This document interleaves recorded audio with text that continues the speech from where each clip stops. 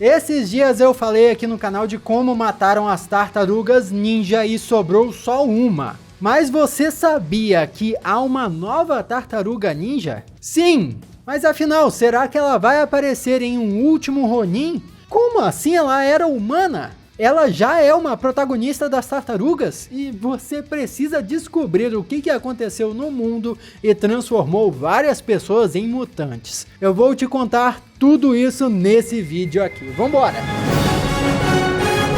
Olá, como vai? Tudo bem? Eu sou o Miguel Loquia e seja bem-vindo a mais um episódio do Histórias com Loquia, onde eu te conto o que tá rolando com os nossos heróis favoritos. E na revista número 95 das histórias em quadrinhos das Tartarugas Ninja, que é publicado pela IDW, os fãs ficaram surpresos ao presenciar o surgimento de uma nova tartaruga. A história até então acompanhava um Mestre Splinter liderando o clã do Pé? Como assim? Mestre Splinter virou um vilão? Não, calma aí, que ele não virou do mal. Pelo contrário, ele estava tentando fazer o clã do Pé virar do bem. Pois é, a vilã Oroku Karai, e por favor gente, vamos trabalhar uma maturidade aqui, beleza? O sobrenome dela é Karai, e o primeiro nome é Oroku, tipo Oroku Karai, mas segura a risada, porque esse nome vai voltar durante o vídeo, e a gente precisa trabalhar mesmo assim, ok? Combinado? Vamos fazer um trato aqui. Quem rir, perde. Bom, essa vilã, numa oferenda de trégua, deu ao Mestre Splinter a liderança do clã do Pé. E o Splinter aceita. O sensei das tartarugas quer abraçar a oportunidade de tornar o clã do Pé algo mais justo e menos maligno. É entre os assassinos do clã do Pé que estava Jenica. Só que ela era muito mais fiel ao clã em si, e não ao Destruidor, que é o vilão supremo líder do clã do Pé originalmente. O Splinter viu aí uma oportunidade de trazer essa personagem para o bem. Só que peraí, a Jenica era uma humana aí, sim. E aí surge a dúvida, como é que ela vira uma tartaruga? Mas respira, calma que a gente vai chegar lá. Antes de entrar pro clã do Pé, a Jenica era uma garota que saiu de casa depois de descobrir que o seu pai violentava a sua mãe. Pois é, a personagem tem um passado bem trágico, bem tenso. Ela passou alguns dias morando na rua até se envolver numa vida de crimes depois de conhecer um rapaz chamado Silas. Juntos eles roubavam lojas e cometiam assaltos de rua, até que um dia a Jenica vai presa enquanto Silas deixa ela para trás. E é bem na prisão que ela encontra o clã do Pé. Durante uma briga com detentos, uma ninja do clã que também estava presa defende a Jenica e acaba virando uma amiga dela. Depois que elas viraram companheiras ali, essa ninja treina a Jenica em segredo, enquanto ambas planejam uma maneira de fugir da prisão. O plano para fugirem entra em ação, só que uma coisa trágica acontece. Uma detenta mata a ninja que treinou a Jenica. Jenica então se liberta sozinha e acaba encontrando o clã do Pé por conta própria, se tornando um dos ninjas daquela organização. Nesse momento aí, ela tá com muita raiva no coração. Ela tá buscando aquele prato que se come frio. Ela quer vingança pela morte da amiga. E olha, a Jenica consegue, viu? Usando as suas novas habilidades letais, ela encontra e acaba com a mulher que matou a sua amiga ninja. Agora, ok, depois desse resumo rápido da origem dela, a gente chega no ponto em que a Jenica, como integrante do clã do Pé, está desconfiando do seu novo líder, que é o Mestre Splinter. Com um destruidor morto, a Jenica acha estranho ser liderada por um rato. E cá entre nós, eu também acharia estranho se o meu líder fosse um rato. Peraí, que negócio é esse? Me explica isso aí direito. Jenica acreditava que o Splinter estava enfraquecendo a ideologia do clã do Pé, ensinando aos ninjas como hesitar antes de matar. E essa jovem ninja interpretava os dotes heróicos do Splinter não como pontos fortes, mas como fraquezas de caráter, acreditando que ele era, na verdade, um covarde. Por isso, a Jenica vira uma espécie de anti-heroína. Ela se associa a um grupo para conspirar contra o Splinter. Quando esse grupo ataca, a Jenica tenta matar o Sensei, só que é derrotada por ele assim, ó. num estalar de dedos. É só depois do Splinter dar uma coça na Jennika e se mostrar superior que ela começa a perceber que estava errada. Nesse momento, a Jennika jura servir ao novo líder do clã do Pé, e aos seus filhos também, que são os nossos queridos heróis quelônicos, os Tartarugas Ninja. Aí você me diz, pô Lokia, mas que papo é esse de que ela é a quinta tartaruga? Ela é humana ainda, poxa.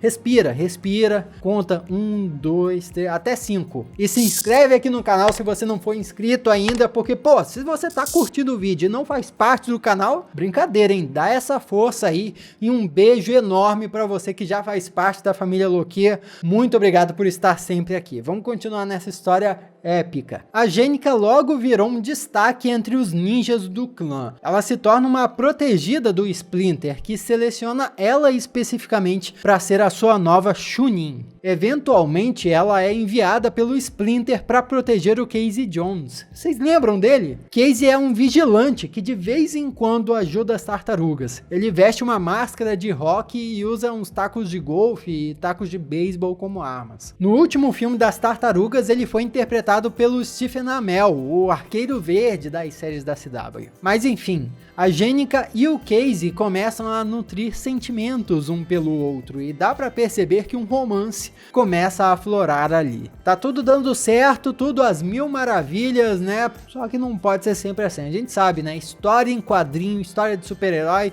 não pode ficar bem o tempo todo. Se você assistiu os meus vídeos sobre a Feiticeira Escarlate e sobre o Visão nos quadrinhos, você já sabe do que eu tô falando. As coisas pioram quando o que acontece? Quando Karai retorna. Lembra no começo do vídeo quando eu falei que ela cedeu a liderança do clã do Pé pro Splinter? Então, a vilã decide retomar o controle da organização, só que ela falha e acaba declarando guerra contra o Splinter e todos aqueles fiéis a ele. E qual a estratégia que Karai tem para desestabilizar a liderança do Splinter? A Jennika. A vilã se aproxima dela e tenta convencê-la a trair o mestre Splinter. Só que nesse ponto da história, a Jennika já é uma heroína sólida. Ela confia plenamente no mestre rato e se recusa a trair ele. Karai não gosta disso, ô Karai! E apunhala a Jennika de uma maneira letal, sendo esse o seu primeiro ato de guerra contra o mestre Splinter. Com a Jennika morrendo, os heróis fazem uma tentativa desesperada para salvar a ninja. E aí o que rola? Assim como a Mulher Hulk foi criada na Marvel com uma transfusão de sangue do seu primo, o Bruce Banner, o Hulk original, né? Se você não entendeu ainda. Leonardo e Donatello doam seu sangue para ela e funciona. A Jennika começa a se recuperar do ferimento, só que lógico que tem um efeito colateral. Afinal de contas, eu usei o exemplo da Mulher Hulk, né? O que aconteceu com a Mulher Hulk? A Jennika sofre uma mutação por conta dessa transfusão de sangue também. Ela vira uma tartaruga ninja. Sim, a quinta tartaruga ninja. Quando acorda depois da transformação, a Jennika fica muito confusa com o seu novo corpo, é óbvio. Se eu acordasse transformado numa tartaruga, também ia estranhar. Se eu acordasse transformado em qualquer coisa, na verdade, Franz Kafka que o diga. O Donatello é quem ampara a heroína explicando o que rolou com ela depois dela quase morrer nas mãos de Karai. E quando o Casey vê a Jennika na sua nova forma, ele estranha aquilo muito. Mas acaba superando essa desconfiança depois que ela salva os seus amigos de assassinos enviados pela Karai. O que não fica tão bem, apesar dessa desconfiança, é o romance deles. A gente pode chegar lá, mas acho importante esclarecermos quem é a Jennika de verdade. Porque por enquanto só falamos da origem dela, como é que ela se tornou uma tartaruga. Porque uma das coisas mais importantes sobre as tartarugas ninja são as personalidades diferentes que cada uma delas tem. Em termos de personalidade, a Jennika é durona e agressiva, tendo até problemas de raiva parecidos com os problemas de raiva do Rafael. Mas por baixo dessa casca grossa, na verdade ela é bem gentil e amável, cuidando muito daqueles que são queridos para ela. Visualmente falando, o que é interessante, ela traz uma bandana amarela. E como uma arma, ela usa garras conhecidas como Tekukage. que são tipo umas garras afiadas que se usa na mão. É tipo um Wolverine mesmo. Claro que nós tivemos a tartaruga ninja feminina daquela série de TV dos anos 90, mas nesse universo oficial dos quadrinhos, a Jennika é a primeira tartaruga feminina. E a ideia de ter ela como a nova tartaruga ninja ventilou dentro da editora por muitos anos antes de se concretizar de fato. Mas a verdade é que ela conquistou tanta importância que ganhou uma história própria. Uma história que inclusive mostra pra gente como o mundo das tartarugas ninja foi modificado radicalmente nos últimos tempos. Agora, aquela é uma realidade onde não só as tartarugas, mas toda uma parte da população humana virou mutante. E é lógico que a gente precisa mergulhar nessa história aqui. Tudo começa com ela vendo outdoors de propaganda para perfumes femininos e achando estranho o fato de não ser mais humana. Pior que isso, ela tem a sensação de que o Casey Jones não quer mais saber dela agora que ela se tornou uma tartaruga ninja. Num show de rock, a Jennika reencontra o Silas. Lembra lá atrás quando eu falei que ela encontrou um rapaz que fez ela ser presa? Pois é, esse cara aí. Só que ele também virou um mutante e olha, nem ele mesmo sabe o que ele é. Silas acha que pode ter virado um furão ou quem sabe um mangusto, mas assim, é um bicho estranho com certeza. Silas insiste pra Jennika ajudá-lo no novo serviço, só que ela não quer nem saber dele, e tá certa. Mas as coisas começam a mudar quando Silas diz que é importante, e ele encontrou um meio de alcançar uma cura para a mutação. Em edições passadas, nos quadrinhos das tartarugas, a gente viu uma bomba ser detonada no centro da cidade. Só que não era uma bomba normal, mas sim uma bomba mutagênica que transformou as pessoas daquele bairro em mutantes. A bomba foi detonada por um vilão chamado Velho Rob. O Silas diz que conhece 2 mutantes que trabalhavam para o Rob. Segundo ele, esses mutantes descobriram que o vilão criou um antídoto para o mutagênico antes de detoná-lo, o que seria, na verdade, bem esperto da parte dele. Esses 2 mutantes roubaram um antídoto do laboratório e olha só, funcionou. Pelo menos foi isso que o Silas disse, não é? Vai saber se dá para confiar no cara. Eu acho que não. Então a nossa tartaruga recebe uma mensagem de Casey Jones, onde ele diz que é ótimo tê-la como amiga. Ih, caramba! Ela ficou irritada com aquela mensagem porque o cara estava claramente enfiando ela na friend zone. Imagina só como é que ele iria namorar uma tartaruga também. E por isso a Jennika resolve ajudar o Silas. Ela não tinha nada a perder. O Silas leva a Jennika até uma loja de armas, onde ele havia estocado dinheiro nos tubos de ventilação enquanto fugia da polícia num assalto anterior. E aí já rola uma treta, porque a Jennika não queria se envolver naquilo, mas ela foi obrigada para salvar a vida do Silas. Por fim, ela descobre que o malandro conseguiu recuperar o dinheiro e que na verdade ele está trabalhando para um criminoso chamado Ivan. Silas diz que é graças a Ivan que ele sabe da cura, e é aqui que as coisas ficam interessantes. O Ivan mostra um vídeo para Jennika. O vídeo revela a cura do mutagênico em ação. A gente vê uma mulher cachorro voltando ao seu estado humano. Segundo o tal Ivan, não foi o Rob que desenvolveu a cura, já que o objetivo do vilão era só transformar todo mundo em mutante. Ou seja, era uma fake news aí das ruas. A origem da cura, na verdade, era um mistério.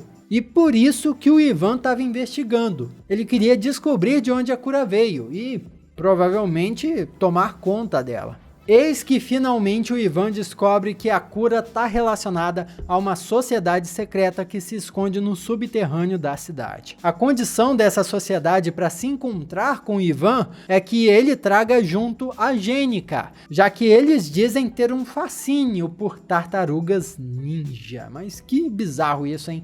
Um papo suspeito para dizer o mínimo. No subterrâneo, Ivan e seus capangas, juntos do Silas e da Jennika, encontram uma barqueira que os leva até a entrada da sociedade. Essa barqueira é, na verdade, a mulher do vídeo, aquela que era uma mulher cachorro e foi transformada em uma humana. E aqui as coisas começam a ficar sinistras, como se já não tivessem. Primeiro porque a barqueira está vestida num sobretudo longo e escuro, lembrando muito Caronte. Na mitologia grega, o Caronte era o barqueiro de Hades, deus do submundo, que carregava as almas dos mortos para o reino desse deus. Como essa história grega serviu de inspiração para esse trecho do quadrinho, a gente sente que tem algo ruim chegando e que essa cura parece cada vez mais uma isca para algo mais tenebroso. Ao sair do barco, a Jennika repara que a barqueira possui manchas em algumas partes do seu corpo,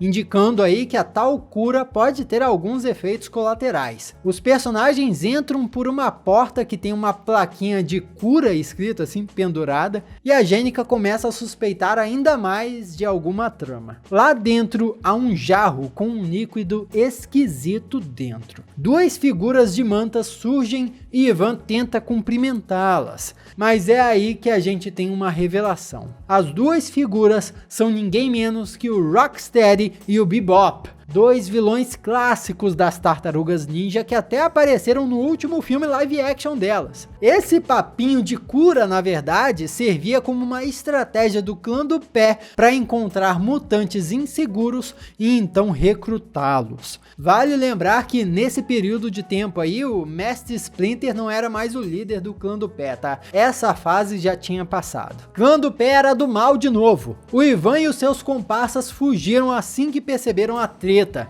e eles deixam Silas e a Jennika para trás. Jennika luta contra o Rocksteady e o Bebop, enquanto Silas, convencido de que a cura é real, tenta abrir o pote com um líquido. Diversos ninjas do clã do pé chegam e a Jennika luta para sair dali com Silas. No fim, eles escapam. A cura era realmente falsa, e o Silas fica decepcionado, já que não aguenta mais ser um mutante. A Jennika, por outro lado, finalmente começa a se aceitar como uma tartaruga. Porque afinal de contas, poxa, superpoderes! Ela tem superpoderes agora! Provavelmente ela não teria conseguido vencer aquela quantidade toda de inimigos se fosse uma humana normal. Agora, será que a Jennika vai aparecer em Last Ronin? Como será que ela morreu naquele universo? Bom, essa nova tartaruga é oficial sim, ela existe no universo das Tartarugas Ninja. Porém, ela não foi criada pelos criadores originais, que aliás até tretaram por conta disso. E exatamente por esse motivo, talvez nós não vejamos ela em Last Ronin, mas vai que... E para você que não sabe o que é Last Ronin, se trata de uma HQ nova que mostra a história da última tartaruga ninja viva. Eu já fiz um vídeo completinho contando tudo sobre a primeira edição dessa história. É só clicar aqui, continuar assistindo e muito obrigado pela sua companhia até aqui. Eu sou o Miguel Loquia e a gente se vê na próxima. Agora me diz aí, comenta, quantas vezes você riu quando eu falei carai aqui nesse vídeo, hein? É a vilã, tá? Não tô falando nenhum palavrão, não. Presta atenção aí, gente. Oxi. Tira as crianças da sala.